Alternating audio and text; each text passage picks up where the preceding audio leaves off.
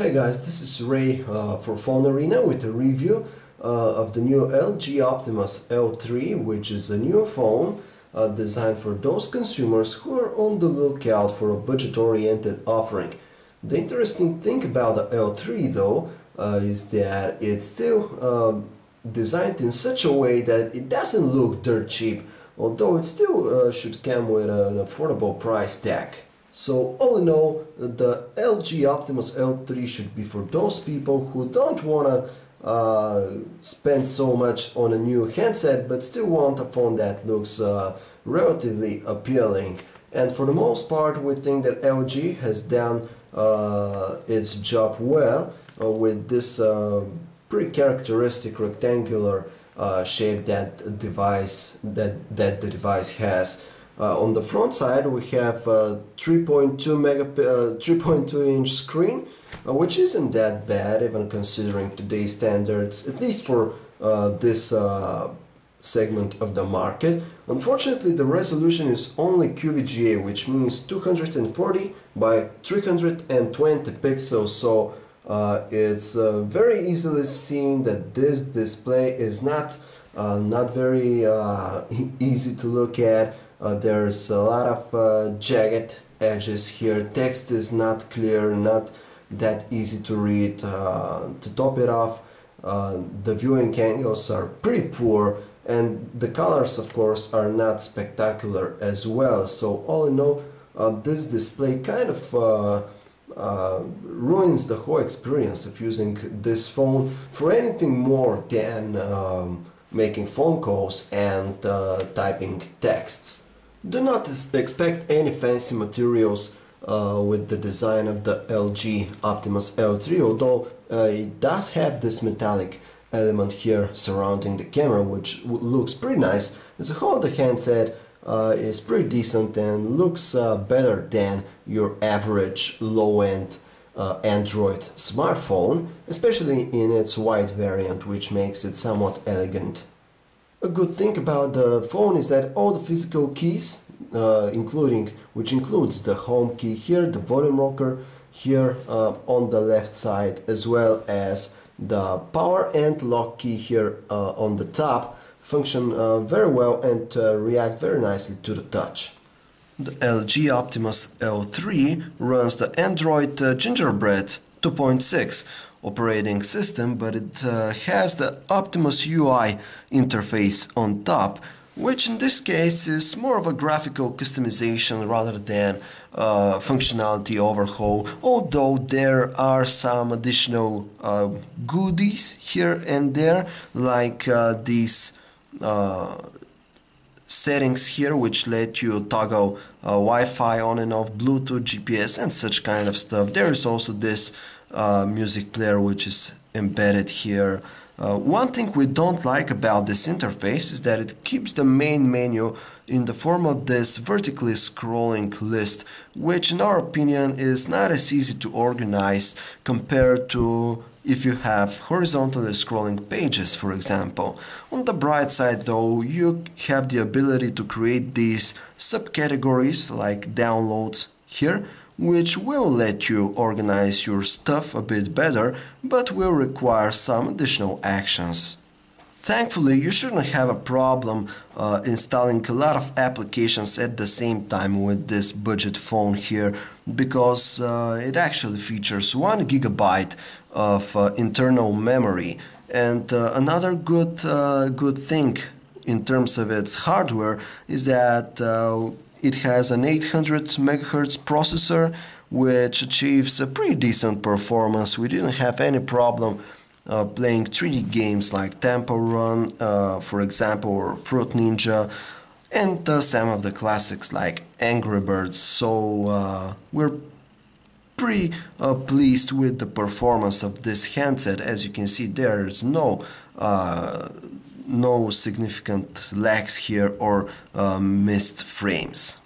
We didn't expect any wonders as far as the messaging experience on the Optimus L3 goes, and we didn't get any. Still, the phone presents us with a decent QWERTY keyboard, which at least in its landscape option is pretty comfortable to type on, considering the relatively small 3.2-inch display.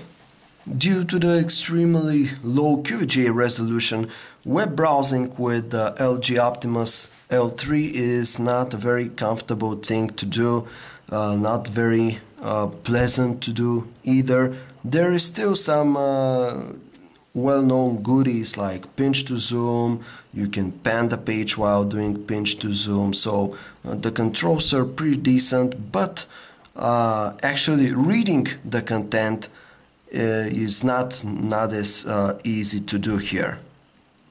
You have to do a lot of zooming in and out in order to get an article, for example, in such a shape that it's easy to read on this display. What's interesting is that the phone does support the Adobe Flash plugin in the browser, and it actually functions pretty decently, but as we said, do not expect enjoying the actual content to be that easy or pleasant. Here is the camera interface of the LG Optimus L3. It's the standard Optimus UI affair. There are some nice settings here which let you tweak the ISO sensitivity, the white balance, color effects.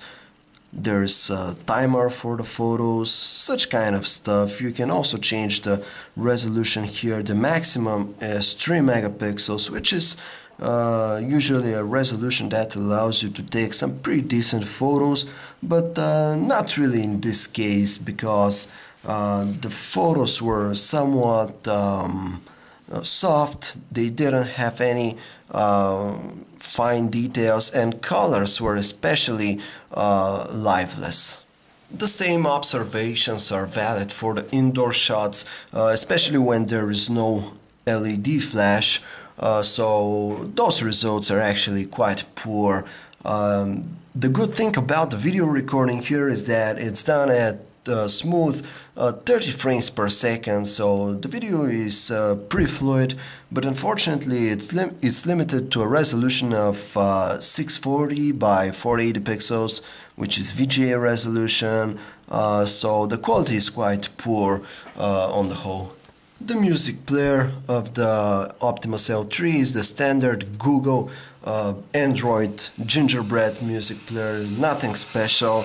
It shows you a small album art cover, the basic controls here, some additional stuff like reordering of your tracks and such stuff, but nothing out of the ordinary here. The LG Optimus L3 is capable of running videos at a resolution of up to 800 by 480 pixels, which is pretty decent for this little guy here, but unfortunately, as we said, the display is not really pleasant to look at, so we can't say that the video watching experience with this handset is something that's worth your while.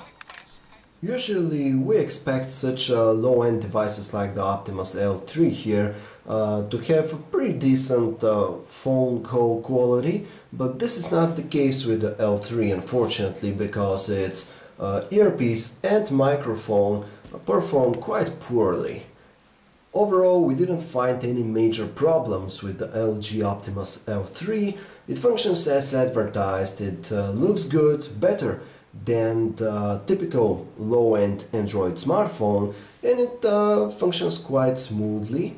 So we like its performance, but we actually aren't okay with this phone as a whole, and this is because of the extremely low quality, low resolution screen, which practically ruins the whole experience of doing anything besides making phone calls and sending text messages.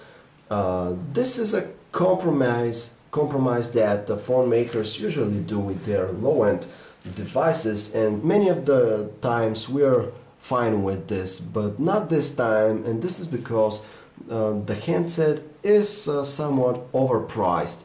For a bit more money you can get a much better phone. One such example is the Sony Ericsson Xperia Ray, or even the Xperia Neo V, So for a bit more cash, you can get a much better handset than the Optimus L3 that we have here. So we actually won't recommend getting this phone if you're on the lookout for an affordable smartphone solution. This was a video review of the new LG Optimus L3 by Ray for PhoneArena. If you'd like to learn more about this phone or many other handsets, check us out at PhoneArena.com.